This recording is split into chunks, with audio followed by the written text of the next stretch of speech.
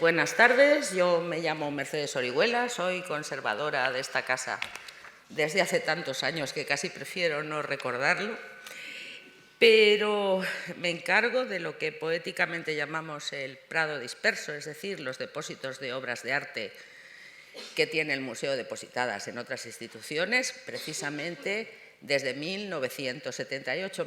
Empecé a trabajar en el 78 y la responsable soy desde 1982. Dicho esto, vamos a empezar a intentar explicarles a ustedes de qué se trata esta charla. Imagino que muchos de ustedes habrán asistido a todas o por lo menos a alguna de las conferencias en las que este año se han analizado los orígenes de las diferentes colecciones que conforman el actual Museo Nacional del Prado. Y espero también que hayan tomado de ellas cumplida nota, ya que para poder comprender lo que son los depósitos temporales de obras de arte pertenecientes a las colecciones del Museo Nacional del Prado en otras instituciones, es decir, las obras que conforman lo que desde hace ya algunos años denominamos el Prado disperso, es absolutamente imprescindible conocer cómo se creó desde sus orígenes el museo, así como el desarrollo de la evolución política de nuestro país. Así pues, en el breve espacio de tiempo con el que contamos, lo voy a intentar resumir. Estos préstamos temporales a largo plazo no surgen inmediatamente después de la apertura al público del Museo Real de Pintura y Escultura, que, como saben, tuvo lugar el 19 de noviembre de 1819.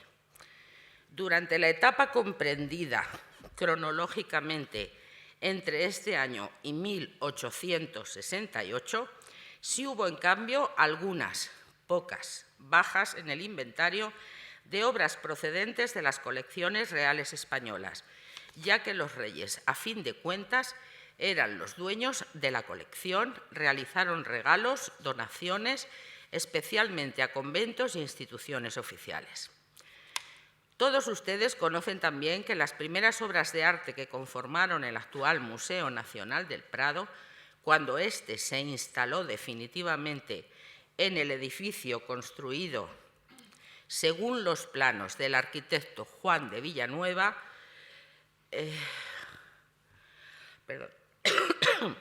proceden de la colección real formada desde los Reyes Católicos y Carlos V por los diferentes monarcas españoles.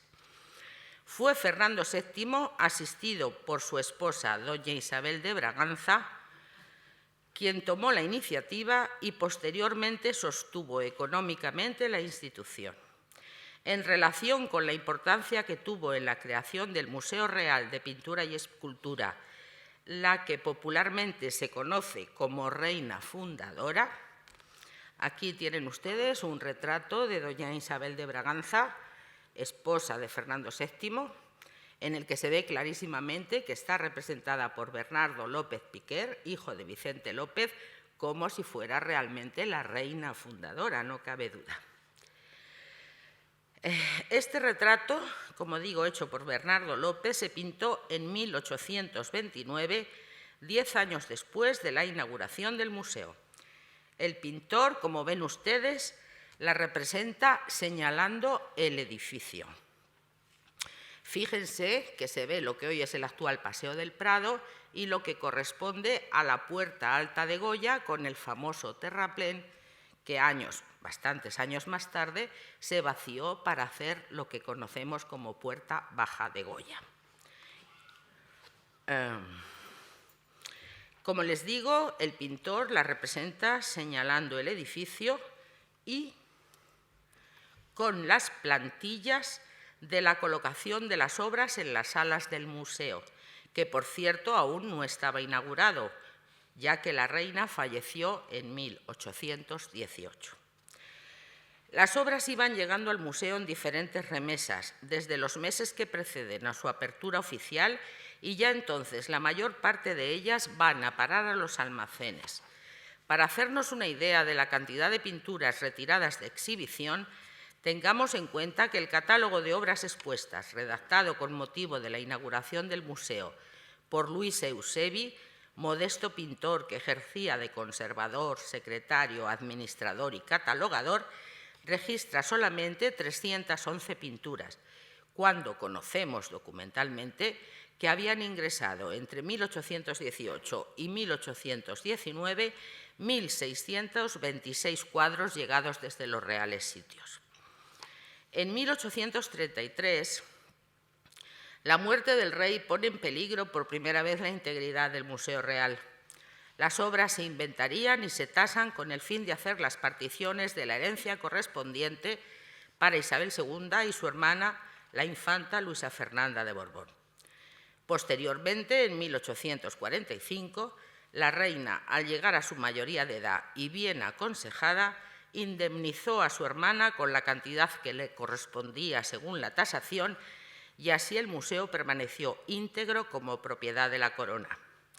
De hecho, en 1865 se declaran las obras propiedad privada de la reina, y así fue hasta 1868, 3 años más tarde, cuando, coincidiendo con la caída de Isabel II y su exilio en Francia, debido al triunfo de la Revolución de Septiembre, desaparece la vinculación estricta del museo con la Casa Real. Paralelamente, desde 1836 existía en Madrid el denominado Museo Nacional de Pintura y Escultura, más conocido como Museo de la Trinidad, por su ubicación en el antiguo convento de la Trinidad, que estaba situado en la calle de Atocha. Sé que la reproducción es muy mala, pero no hemos sido capaces de encontrar otra reproducción del exterior del convento de los Trinitarios. Y aquí lo tienen situado ustedes en el mapa de Madrid. Como pueden ver, era de buenas proporciones. Dicho museo había sido creado para alojar las obras de arte, especialmente cuadros procedentes de los conventos suprimidos en las provincias de Madrid, Toledo, Segovia y Ávila, al cumplimentar el decreto de desamortización de los bienes eclesiásticos dictado por el ministro Mendizábal. Como es fácil suponer, en este museo predominaba la pintura religiosa, fundamentalmente de autores españoles, aunque no faltaban algunos ejemplos de obras de pintores extranjeros, especialmente flamencos de primer orden, así como retratos y algún ejemplo de pintura de naturaleza muerta. El edificio que albergaba este museo, la diapositiva de la izquierda es la escalera, la de la derecha, como pueden ver, la iglesia de la Trinidad, compartía el edificio, como digo, su función museística con la de alojar el Ministerio de Fomento, con sus múltiples direcciones y subdirecciones generales, que al ir aumentando sus negociados obligó al almacenamiento de los cuadros, cuando no a la decoración con los mismos de los despachos. Dado su carácter de museo nacional, perfectamente claro desde el momento de su fundación, a su interior fueron a parar también las obras que obtuvieron medalla en las Exposiciones Nacionales de Bellas Artes y que adquiría el Estado, e igualmente las obras donadas y legadas por particulares e instituciones. En este caso, la diapositiva de la derecha es la iglesia, como les he dicho, y al fondo ven ustedes a los reyes, en este caso son Isabel II y su esposo, don Francisco de Asís, entregando las medallas obtenidas en la Exposición Nacional de Bellas Artes de 1856, exposiciones estas que tenían carácter bianual. Después del triunfo de la Revolución de 1868, les muestro aquí también el interior de una sala de exposiciones del Museo de la Trinidad. La vamos a tener puesta durante un ratito para que ustedes puedan ver cómo estaban situadas las obras, unas encima de otras.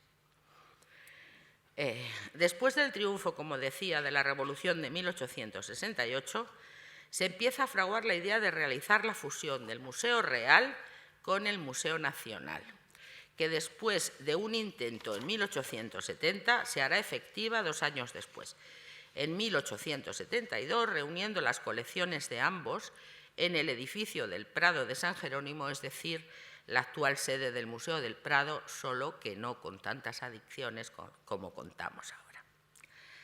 En tiempos de penuria económica, como la existente entonces, con esta fusión se pretendían cumplir varios objetivos, uno de los cuales sería la liberalización de los locales ocupados por las obras, lo que posibilitaba el desarrollo del Ministerio de Fomento. También la unión de ambas instituciones permitía la unificación de las nóminas del personal, ahorrando así dinero. Pero quizá los motivos más importantes fueron dotar al país de un único museo en Madrid y a la vez nacionalizar el Museo Real, desvinculándolo de la propiedad de la corona, aun cuando los reyes de la Casa de Borbón fueran restablecidos al frente del Estado, como de hecho ocurrió años más tarde, en 1875, con la llegada y entronización de Alfonso XII. De haber dispuesto de posibilidades económicas, de locales apropiados y de personal adecuado, la fusión de ambas instituciones hubiera permitido crear un gran museo a la manera de los europeos de entonces. Sin embargo, esta fue apresurada y falta de recursos de todo tipo, lo que ya hacía presagiar lo que empezó a ocurrir a partir del mismo año 1872, es decir, la dispersión de las obras justificada por la falta de espacio. Es a partir de estos hechos cuando se crea la figura administrativa que denominamos depósito temporal. En el año 1872, los almacenes del edificio de Juan de Villanueva ya estaban sobrecargados de obras y, por lo tanto, no podían acoger todas las que llegaban procedentes del Museo de la Trinidad, muchas de ellas de gran tamaño, especialmente los cuadros de altar y las procedentes de las exposiciones nacionales de Bellas Artes. A los más de 3.000 pinturas, 1 millar de esculturas, numerosos dibujos, marcos, mobiliario y otros objetos artísticos procedentes de las colecciones reales, hay que sumar cerca de 2.000 obras desamortizadas, los cartones de tapices provenientes del Casino del Príncipe y del Palacio Real, y las obras adquiridas desde 1855 por el Estado, entre, obviamente, y vuelvo a citarlo, las que se incluyen los premios de las exposiciones nacionales. La solución por la que se optó fue enviar obras en depósito temporal a instituciones de toda índole. Podría pensarse, por lo anteriormente dicho, que este reparto de obras, especialmente pinturas y esculturas, afectó exclusivamente a los fondos procedentes del Museo de la Trinidad, pero no fue así. También fueron alejadas del museo muchas obras procedentes de la colección real, es decir, del fondo original del Prado, que por diferentes razones en aquellos momentos no se encontraban expuestas. Puede parecer una paradoja, pero en el decreto que crea la comisión que habría de sentar las bases de la fusión de ambos museos, de la que formaban parte miembros de la Real Academia de Bellas Artes de San Fernando, diputados en Cortes, directores de las escuelas de arquitectura y pintura, y directores y subdirectores de ambos museos, se especifica que uno de sus cometidos es el de designar los objetos que, siendo propiedad de la nación, se hallasen en poder de corporaciones o establecimientos oficiales y particulares y que debieran incorporarse a las colecciones del Gran Museo de Nueva Creación. Como contrapartida, se inició la salida de obras, la mayoría de ellas depositadas, pero en algunos casos, y afortunadamente pocos, cedidas o devueltas. El caso más espectacular es el de la iglesia de San Francisco el Grande, realmente es una basílica, que había sido primero desamortizada y posteriormente reintegrada al culto después de la restauración monárquica. Entre 1876 y 1880 recibió un importante lote de obras, algunas de las cuales efectivamente ya estaban en este convento antes de la desamortización. Este es el caso de las pinturas que representan la vida de San Francisco de Asís, pintado en el siglo XVIII por los autores españoles más importantes del momento. Este, por ejemplo, se debe a Antonio Carnicero. Representa, como ven, San Francisco predicando a las aves. Este es de José Cabarón, un pintor valenciano, aunque con presencia en la corte. O este, debido a Zacarías González Velázquez, pintor, miembro de una familia de artistas y que les sonará familiares porque obras de ellos se encuentran, especialmente de Zacarías, en muchas de las iglesias madrileñas. El resto de las obras que se depositaron en San Francisco, como esta que les presento, de Gaspar de Crayer, un pintor flamenco del siglo XVII, realizada hacia mediados de siglo, procede del claustro del convento de San Francisco en la ciudad de Burgos. Otro ejemplo sería esta pintura de Alonso Cano, que representa a San Antonio de Padua, o este Zurbarán, San Buenaventura, que en realidad proceden de la capilla de San Diego de Alcalá, de la ciudad de Alcalá de Henares. Las instituciones designadas para recibir depósitos de obras de arte no fueron exclusivamente los museos provinciales, creados en su mayor parte también a partir de la desamortización de Mendizábal. Además de instituciones religiosas como iglesias y conventos, las obras fueron enviadas a entidades oficiales, diputaciones provinciales y ayuntamientos, educativas como universidades e institutos generales y técnicos, a sociedades y agrupaciones particulares y gremiales, Gremio de Fabricante de Telas de Sabadell, donde, por cierto, todavía siguen, además son buenos depositarios, a las sociedades económicas de amigos del país, y también se hicieron envíos a entidades caritativas como la Sociedad de Amigos de Protectores de los Pobres o sanitarias, Hospital Clínico, Sanatorio Nuestra Señora del Rosario en Madrid, algunas de las cuales desaparecieron durante la Guerra Civil. Con posterioridad a la restauración monárquica, durante el último tercio del siglo XIX, se continúa con la misma política de efectuar depósitos temporales, si bien se observan que privan los envíos a entidades religiosas, tales como iglesias parroquiales, en ocasiones patria chica de destacados próceres o a capillas privadas o semiprivadas pertenecientes o que de alguna manera guardaban relación con miembros del gobierno o personajes notables. Este sería el ejemplo del depósito realizado en las iglesias de Cantoria y Urracal, en la provincia de Almería. De este depósito procede el San Juan Bautista, recuperado por el Prado y que se crea actualmente de mano de Tiziano y al que supongo que ustedes recordarán se le ha dedicado una exposición recientemente. La diapositiva de la izquierda nos muestra en las condiciones en las que llegó al museo y la diapositiva de la derecha cómo ha quedado después de la restauración. Les voy a citar otros ejemplos que subrayan el carácter privado de algunos de estos depósitos. Por Real Orden de 15 de septiembre de 1887 se depositan varias pinturas en el Palacio Episcopal de Ávila. Los cuadros nunca llegaron a su destino, ya que mientras se realizan los trámites administrativos, al obispo le cambiaron de sede y fue nombrado para dirigir la diócesis de Vitoria. Una nueva Real Orden de 3 de marzo de 1890 deposita estas obras en la capital de la provincia de Álava. Evidentemente, el obispo entendía que las pinturas formaban parte de su propio equipaje y en el Palacio Episcopal de Vitoria han permanecido hasta 1981, fecha en que se procedió al levantamiento definitivo del depósito. Les voy a mostrar una de las que estaban, que es este anónimo español del 17 representando la presentación de la Virgen, y una segunda, había más, pero tampoco podemos estar aquí tanto tiempo. Este Corrado y Jacinto, Cristo ante Pilatos en el Pretorio, que creo recordar que tienen ustedes expuestos en las salas de pintura del siglo XVIII. Vamos a por el segundo ejemplo.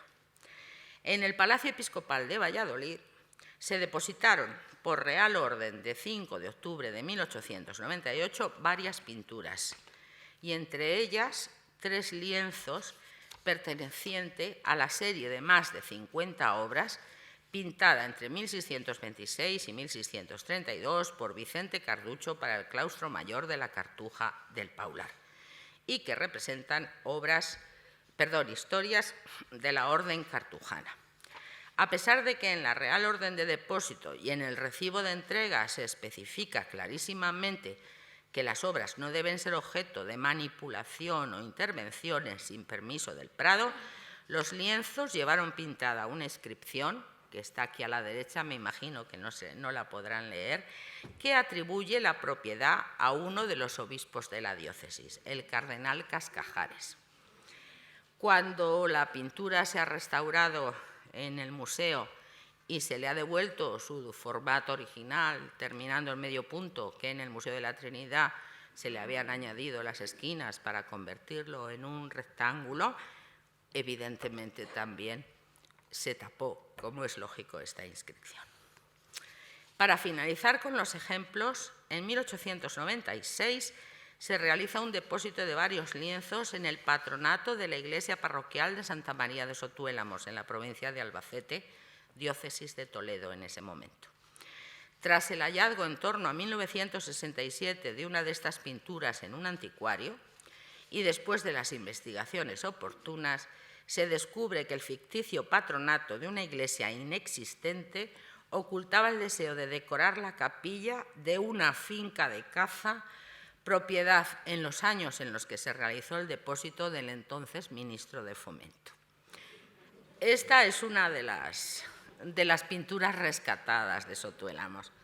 Se trata de una obra bastante grande, realizada por Diego González de la Vega, un pintor que pinta en Madrid en el último tercio del siglo XVII, procedente de un convento mercedario, ya que es San Ramón Nonnato quien está, como ven, coronado por Cristo. En los primeros años de 1900 se siguen haciendo préstamos, especialmente a entidades locales, a pequeños pueblos o aldeas perdidas, que generalmente guardan relación con personas notables del momento, así como a institutos que se llaman ya de segunda enseñanza, fondos estos últimos que en la actualidad, con alguna excepción, han pasado a engrosar las colecciones de los museos provinciales.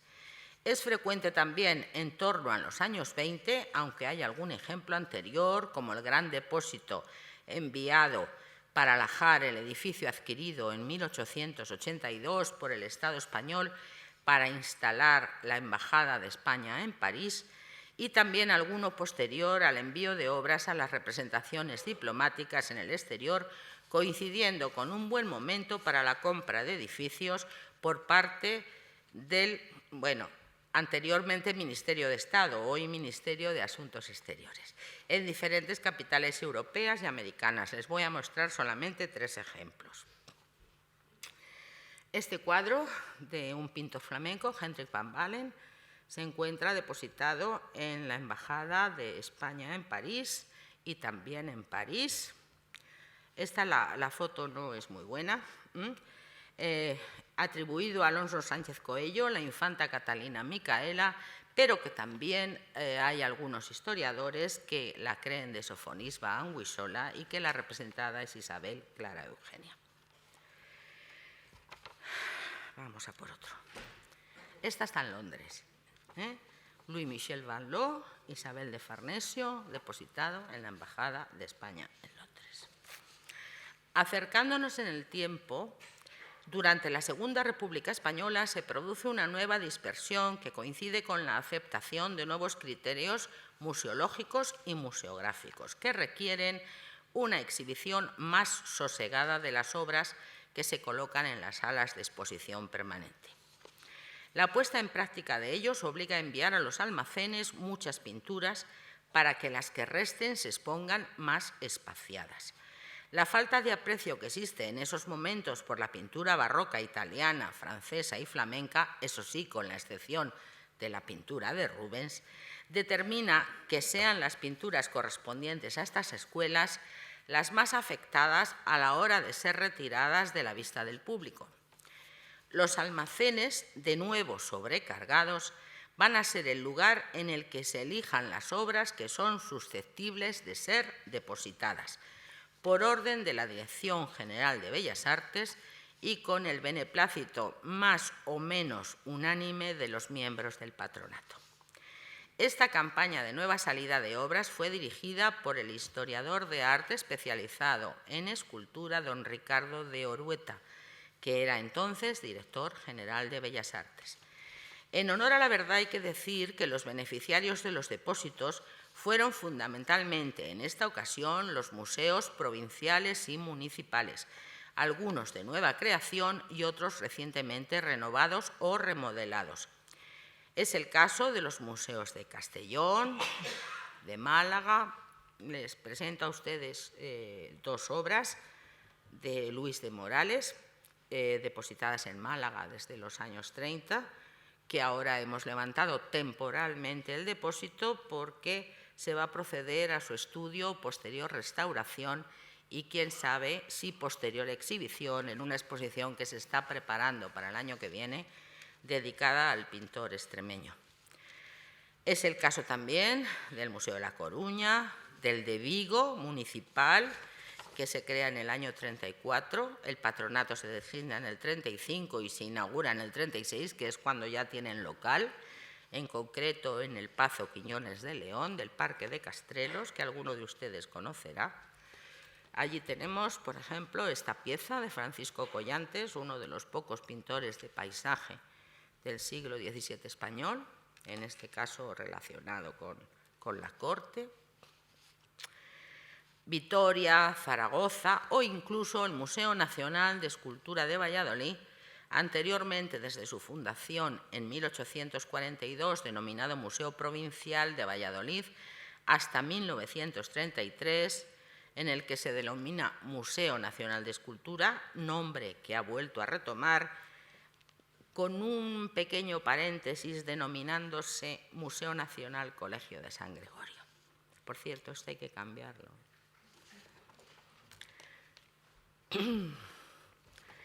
Para dar una idea de la magnitud de estos préstamos, baste recordar que el historiador don Juan Antonio Gaya Nuño señala que entre el catálogo de 1920 y el de 1942 hay una diferencia de 700 pinturas, de las cuales 350 se encuentran almacenadas. El resto, unas 400 pinturas, fueron a parar a diferentes instituciones. De nuevo, en honor a la verdad, he de hacer observar que no todas salieron en los 5 años republicanos, ya que algunas se habían depositado ya en tiempos de la dictadura del general Primo de Rivera. Una vez concluida la Guerra Civil Española y especialmente en la década de los años 40, el Gobierno impone al patronato nuevas salidas de obras, especialmente pinturas, que van a alojar entidades militares como las capitanías generales, gubernativas, ministerios y gobiernos civiles y, de nuevo, diplomáticas, Ministerio de Asuntos Exteriores, embajadas y consulados. Vamos allá. Aquí tienen ustedes una obra de Mariano Salvador Maella, que está depositada en la Embajada de España en Lima. No hace muchos años que se ha restaurado, aprovechando la estancia allí de restauradores becados por la AECI. Aquí está otro lienzo de Zacarías González Velázquez, que se trajo en un determinado momento para una exposición desde la Embajada de España en La Haya y se aprovechó para limpiar, restaurar y sacar al exterior el lienzo que había doblado en la parte superior, que estaba simplemente doblado para adecuarlo al espacio que tenía en la citada embajada. Esto está en Bruselas, es el Circo Máximo de Roma, de Viviano Codazzi, un pintor napolitano. Ya no queda nada del Circo Máximo. Bueno. Aquí tienen ustedes en la Capitanía General de La Coruña, hoy es Fuerza Logística Operativa, que es uno de los edificios que se realizó para Capitanía precisamente y que está celebrando este año, creo que su 4º centenario, se depositó en los salones una serie casi completa. El Prado se quedó con el mes de enero, solamente 11 pinturas, en las que se representan la alegoría de los diferentes meses del año. El que se quedó en Madrid fue el mes de enero.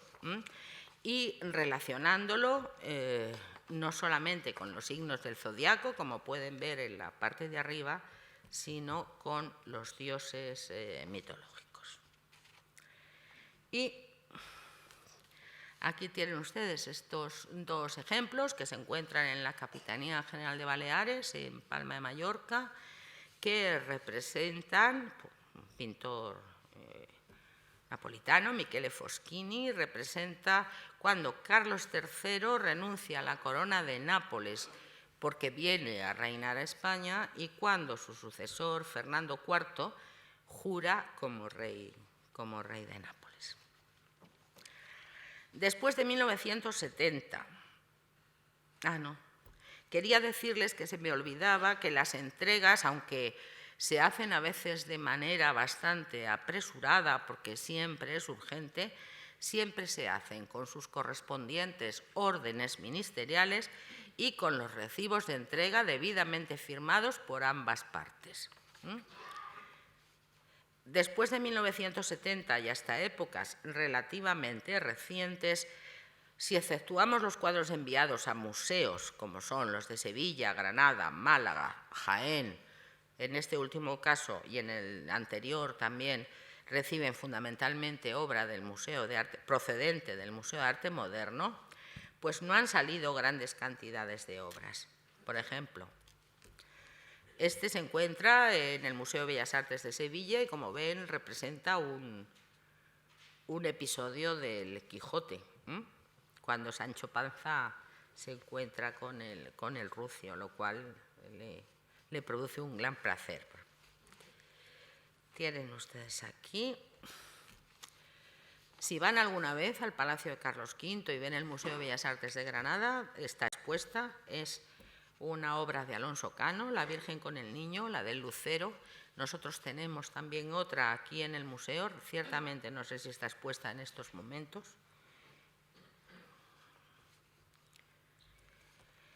Esto está en el Museo de Málaga. El Museo de Málaga actualmente está todo guardado. Saben que están rehabilitando y no sé cuándo. De hecho, ya lo han rehabilitado el Palacio de la Aduana, pero ciertamente no sé cuándo se va a poder inaugurar. Supongo que todo es debido a la crisis económica de la que, entre comillas, disfrutamos. Aquí tienen ustedes también otro depósito en el Museo de Málaga, de un pintor malagueño, y tenía corazón, evidentemente es una autopsia. Y bueno, en realidad es una buena muestra de lo que era la pintura de tipo social del XIX. Pues como les decía, no han salido grandes cantidades de obras a organismos públicos, aunque sí han sido muchas las instituciones que lo han solicitado y en ocasiones, ¿cómo podríamos decir?, pedido con una cierta premura.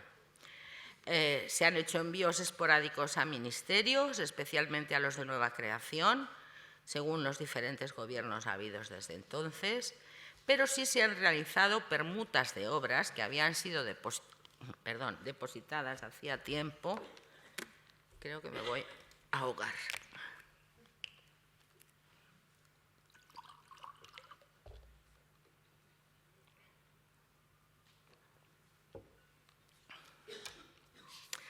Como les digo, se han realizado permutas de obras que habían sido depositadas algún tiempo, y este es el caso concreto de algunas de las piezas depositadas en embajadas y en otros organismos oficiales y que por su importancia se han considerado dignas de figurar en la exhibición de la colección permanente en las salas del Prado, y se les ha enviado otras menos significativas, pero que cumplen estupendamente la finalidad de representar en el exterior el arte español o de alajar determinadas instituciones de alta representación estatal.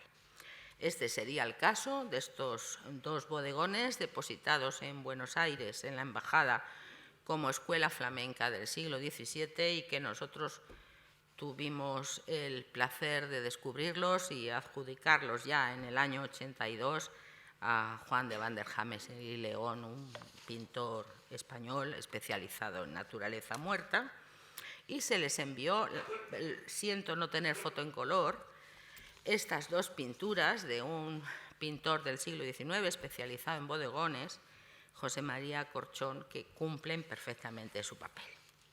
Bueno, creo que vamos a dejar puesta la anterior, que me parece a mí que es más bonita. Por lo que se refiere al desaparecido Museo de Arte Moderno, cuyos fondos en un momento formaron parte del también extinto Museo Español de Arte Contemporáneo y que después, a partir de 1971, se integró en las colecciones del Prado, formando la sección o departamento de pintura y escultura del siglo XIX, la historia de los depósitos temporales es paralela a la del Prado. Se inició en torno a 1900, puesto que el Museo de Arte Moderno no se crea hasta 1894 y se inaugura en 1898 en el Palacio de Bibliotecas y Museos, donde está la Biblioteca Nacional. Su fondo original fueron las pinturas y esculturas del siglo XIX, que en su momento formaron parte del Museo Nacional de Pintura y Escultura. En las décadas de los años 10 y 20 de 1900, la salida a diferentes museos e instituciones religiosas, políticas y educativas es abundante. Igualmente, durante la Segunda República Española, el envío de obras en depósito es numeroso, frecuente y en ocasiones descontrolado, aunque a través de la consulta de la documentación, las investigaciones en curso y las revisiones in situ que se vienen llevando a efecto desde hace ya algunos años, se han podido ir reconstruyendo los expedientes. También, después de 1939, obras de su colección habrán de decorar gobiernos civiles, ministerios, embajadas e instituciones militares, que, como ya he citado, no les voy a aburrir con esto. A lo largo de todo este tiempo, tan grave como el hecho mismo de la dispersión de las obras a causa de la realización de los depósitos temporales, de forma más o menos indiscriminada hasta fechas relativamente recientes, ha sido el descontrol, el desinterés y la falta de revisiones periódicas.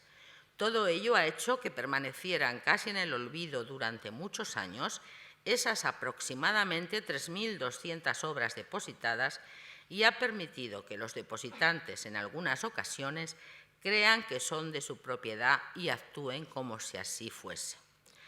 Cuando el museo decidió tomarse en serio el control del Prado disperso, algunas de las obras llevaban fuera más de 100 años.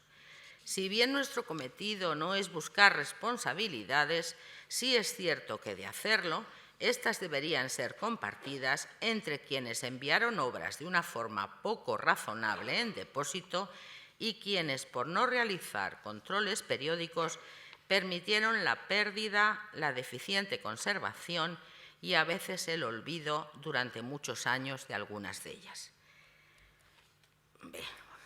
Esta obra estaba sin localizar en el Ministerio de Trabajo, cuando el Ministerio de Trabajo se encontraba en la calle Amador de los Ríos. Compartían edificio con lo que después ha sido el Ministerio del Interior. En nuestra primera revisión no lo localizamos, pero hace 4, 5, 6 años nos llamaron por teléfono porque ellos querían poner un tapiz en la entrada y tenían un rollo de tela en el almacén.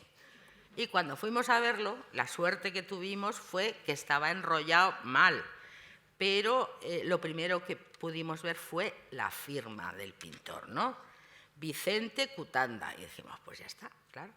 Es una obra que trajimos, fue muy laborioso porque hubo que encargar un bastidor adecuado para que los restauradores trabajasen, porque es de formato muy grande, sentaran el color o por lo menos lo protegieran para poder trasladarlo después aquí, que vino obviamente enrollado, pero con las debidas precauciones y de la forma más ortodoxa posible.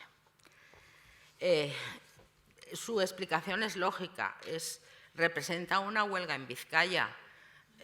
Obviamente, durante determinado tiempo en este país, esto no se podía sacar al público, luego se enrolló y se almacenó, ¿no?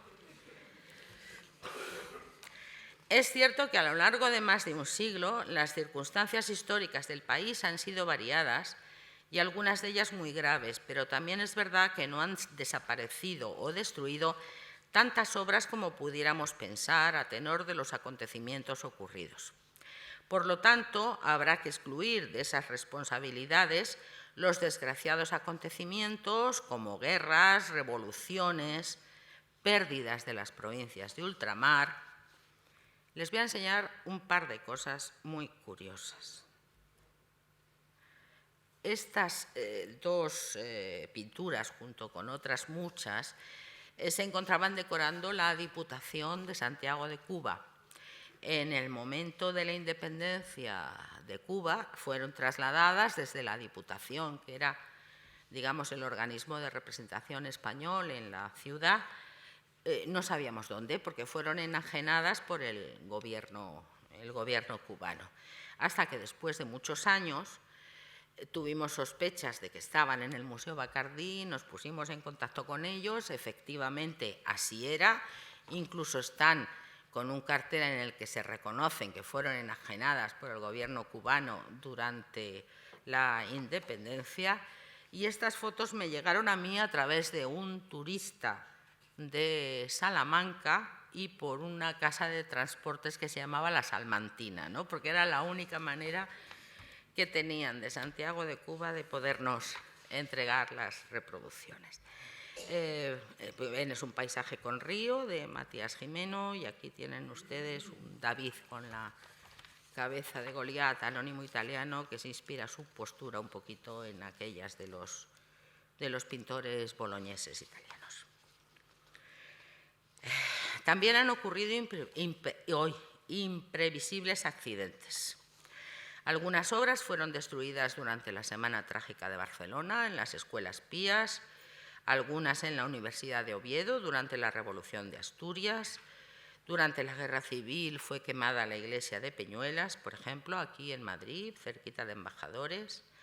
Durante la Segunda Guerra Mundial fueron bombardeadas las embajadas de Berlín, Viena y creo que San Petersburgo, o fue durante la Revolución de Octubre, ahora no recuerdo mal.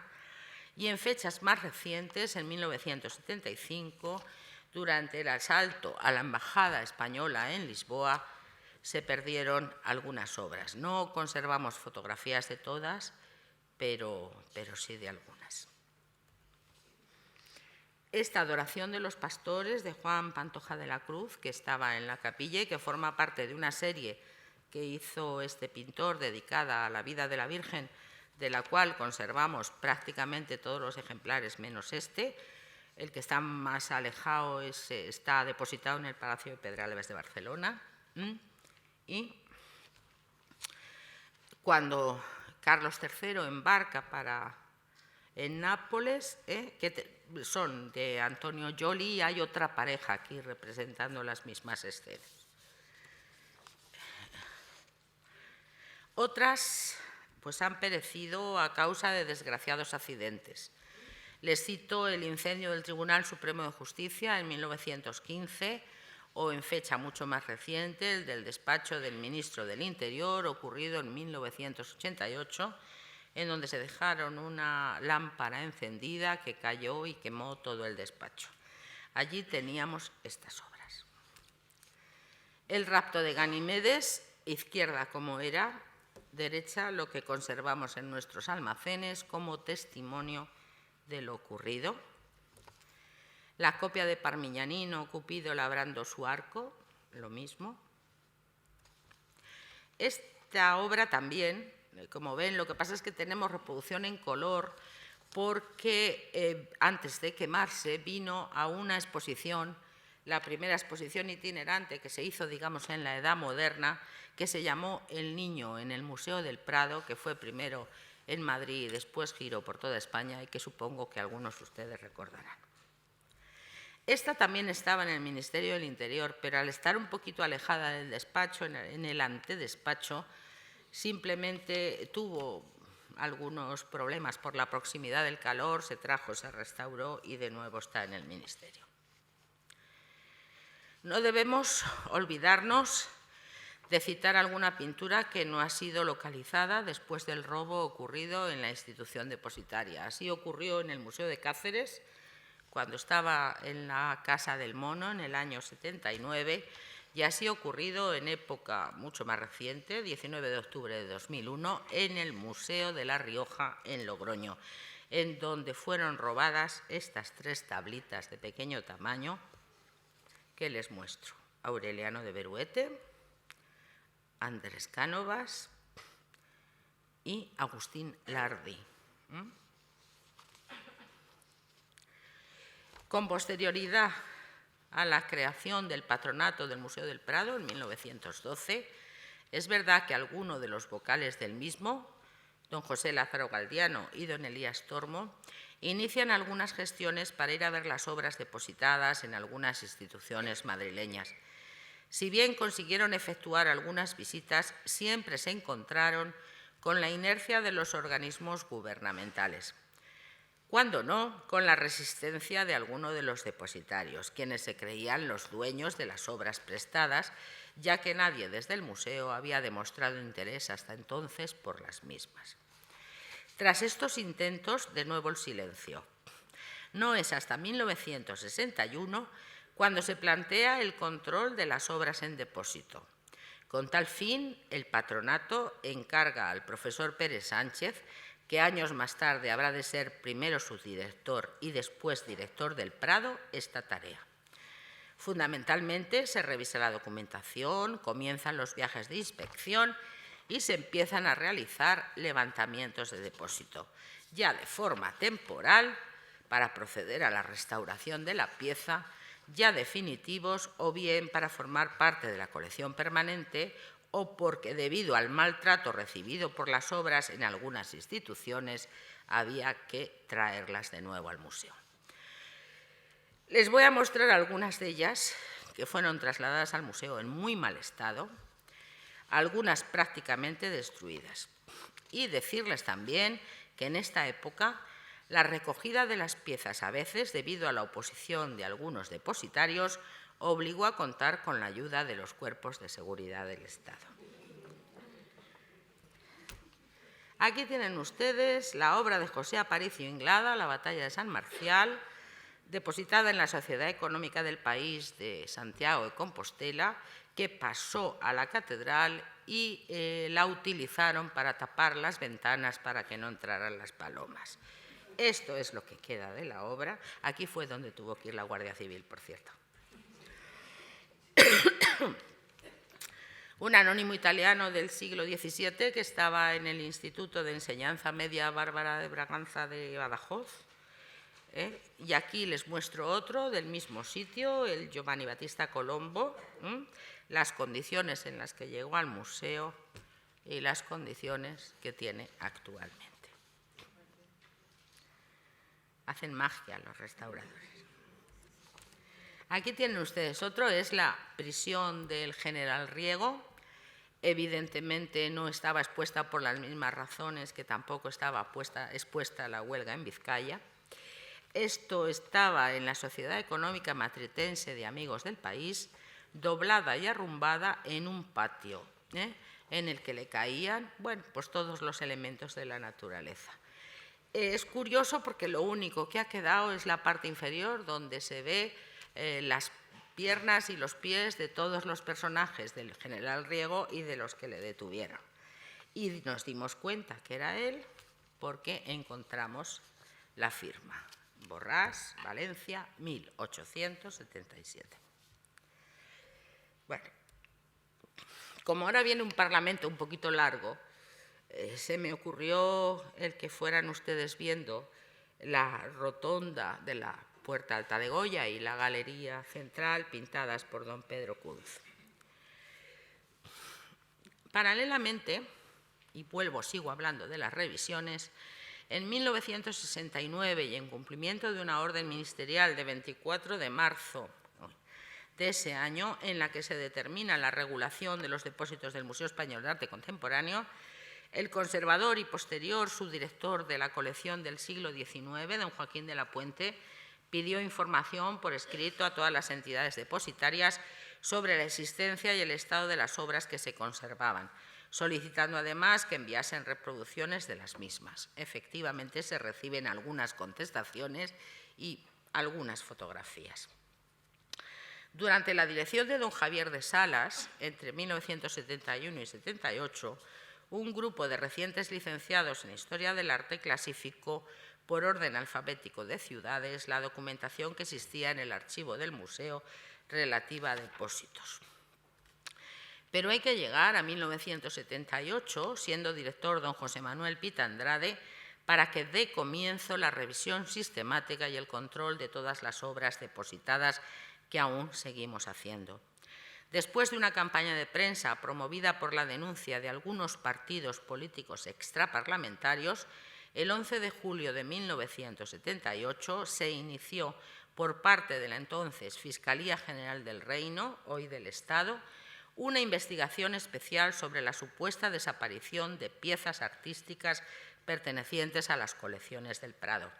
En concreto, los diarios El Imparcial, Pueblo y Ya hablaban nada menos que de 7.000 cuadros desaparecidos. Evidentemente es una exageración, ya que en el caso de que la pérdida injustificada de pinturas fuera cierta, que no lo era, nunca podría ser acertada esa escandalosa cantidad, ya que a día de hoy el número de inventario actualizado de pintura está en torno al 8.200. Con motivo de dicha denuncia, se creó por parte del Prado un grupo de trabajo compuesto por 3 personas que, acompañados por 2 policías judiciales, levantaban acta de las obras existentes y de las ausentes en todas las instituciones depositarias madrileñas. Por lo que respecta a las obras depositadas fuera de Madrid, el fiscal designado se encargó de pedir por carta con membrete de la Fiscalía a las entidades depositarias la notificación de las obras existentes y el envío del material gráfico correspondiente, así como la justificación de todas aquellas que no estuvieran custodiadas en ellas. Toda la documentación generada, una vez concluida la investigación, que por cierto no encontró responsabilidades penales, pasó al Prado y junto con la que se encontraba en los archivos del museo, resultó ser la base para elaborar la hoy existente. Sin duda, la intervención de la Fiscalía ha supuesto la mejor ayuda que ha tenido el Prado en relación a la organización y al control del llamado Prado disperso, ya que nos abrió las puertas de todas las instituciones depositarias. Durante todo este tiempo, es decir, desde 1978 hasta hoy, se han visitado todas las instituciones varias veces, se han buscado hasta las no existentes, intentando encontrar incluso las herederas de aquellas que no pudieron ser localizadas durante la investigación policial.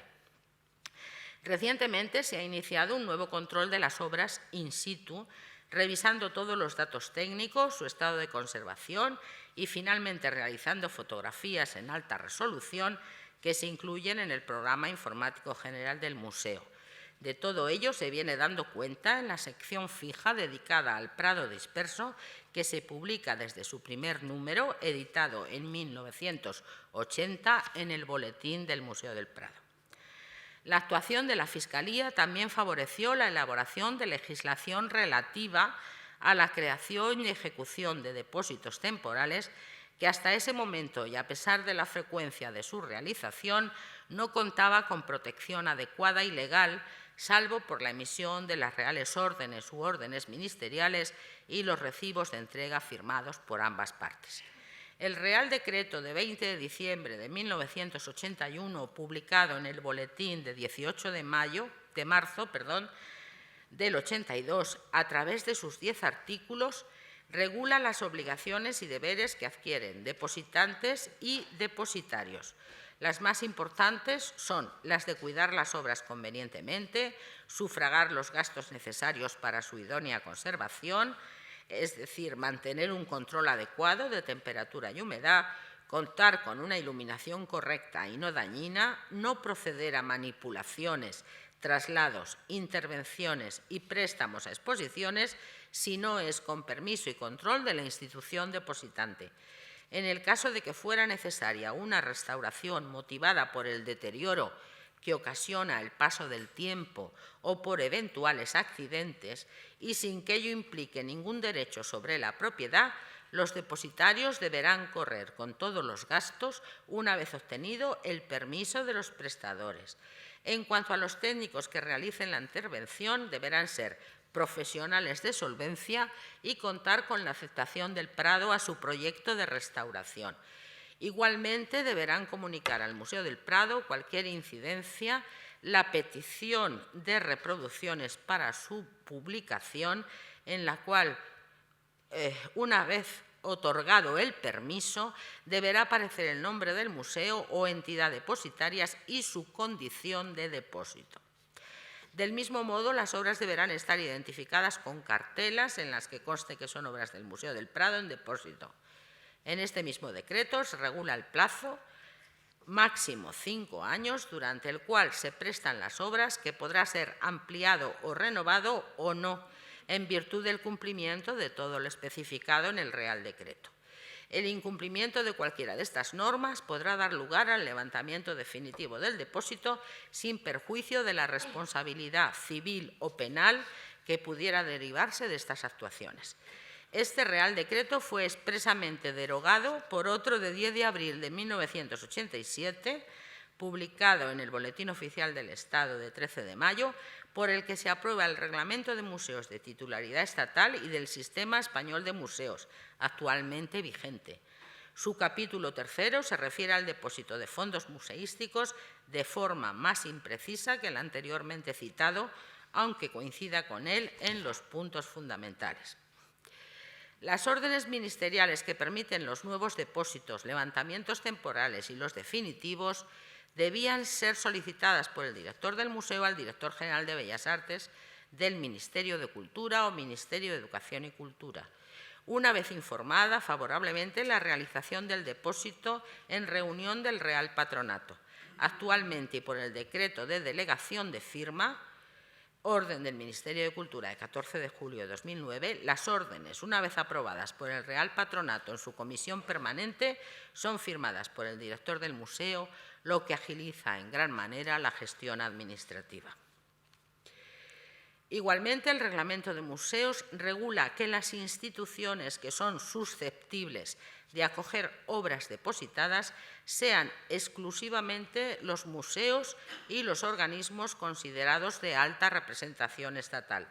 En el caso de que los museos que lo soliciten no sean tutelados por las administraciones públicas, se deberá contar además con los permisos, además de con los permisos administrativos normales, con la aceptación de la Junta Superior de Museos. En relación con lo anteriormente dicho, también el Patronato del Museo ha tomado sus medidas y ha realizado unos criterios para la realización de depósitos temporales. Como la retirada de las obras depositadas, especialmente las que llevan tiempo en la institución depositante, es algo laboriosa, en ocasiones se ha procedido a sustituir aquellas pinturas que vuelven al Prado por otras que cubran el hueco de las trasladadas a Madrid. Antes citábamos el caso de algunas obras en embajadas, recuerden los Van der Hamen de Buenos Aires, pero la situación es la misma en relación con los museos. Por ejemplo, en el Museo de Bellas Artes de La Coruña han sido sustituidas las obras de Vicente Carducho que han ido al monasterio del Paular, y aquí les presento uno de los brazos del claustro, en donde es una visita que les recomiendo, y más ahora que llega el buen tiempo, si no han ido. Pues como digo, que estos representan historias de la orden de cartujana, como les decía, y ya se han restaurado. Pero en el Museo de Bellas Artes pues nos han pedido depósitos casi a cambio, ¿no? Y entonces se les ha enviado este cuadro y el que les voy a presentar, procedentes de la decoración de la Torre de la Parada, que hacen sus discípulos, pero sobre bocetos de Rubens, y que representan a Hércules, porque nos pareció muy oportuno, dado que La Coruña tiene tanta relación con la figura del héroe, ¿no? La caída de Ícaro, como saben ustedes, llevaba unas alas de cera y aproximarse al sol se le derritieron y cayó. Y los jugadores de naipes de Romboats, porque ellos piensan que les venía mucho mejor para el planteamiento que tenían nuevo de las salas. En relación con este depósito que les he citado de las 52 obras realizado en el verano de 2011 en el Paular, he de decirles que actualmente a la hora de efectuar nuevos depósitos se tiene en cuenta que exista una relación histórica, iconográfica, de procedencia de los autores, incluso la cronología del edificio que ocupa la institución que va a recibir las obras. Así pues, el Museo Nacional del Prado a día de hoy sigue efectuando depósitos, ya que desde este museo se entiende que hay obras que se encuentran en los almacenes que no son imprescindibles para ser exhibidas en el Prado y que pueden ser importantes para otros museos que las cuelgan en sus salas. Puedo citarles como ejemplo el depósito efectuado en el Museo de Bellas Artes Gravina de Alicante el año pasado.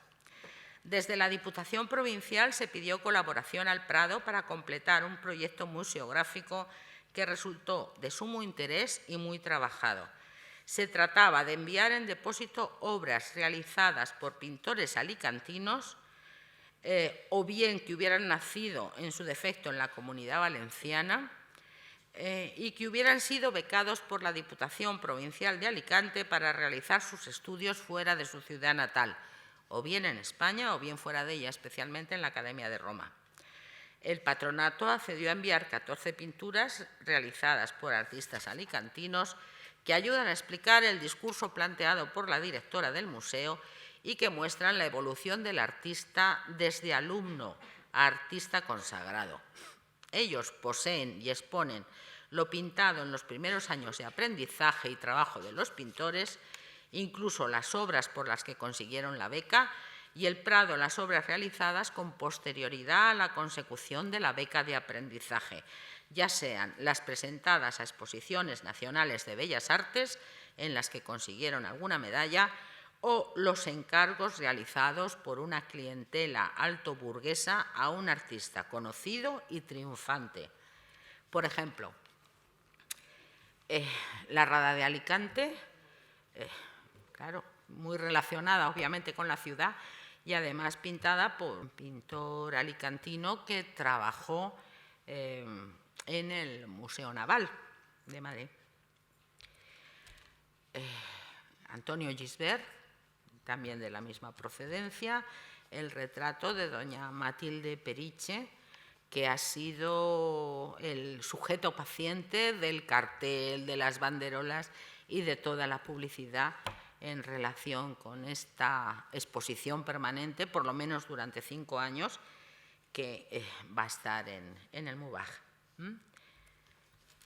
Por ejemplo, la reposición de Cristóbal Colón, de Francisco Jover, un ejemplo clarísimo de la importancia que tuvo la pintura de historia de gran formato y la imaginación que desarrollaron los pintores para su representación. Y finalmente una obra delicadísima de Emilio Sala, francés, un pintor, creo, procedente de Alcoy.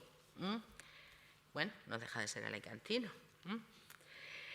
Me gustaría aclarar, ya estoy terminando, que si bien el Museo del Prado tiene aproximadamente unas 3.200 obras de arte fuera de su edificio, la figura de depósito temporal no es exclusiva de él, como pudiera pensarse, por el revuelo que se organiza cuando periódicamente o el Tribunal de Cuentas realiza sus controles en el museo o cuando procedemos a retirar alguna obra en cualquier comunidad autónoma.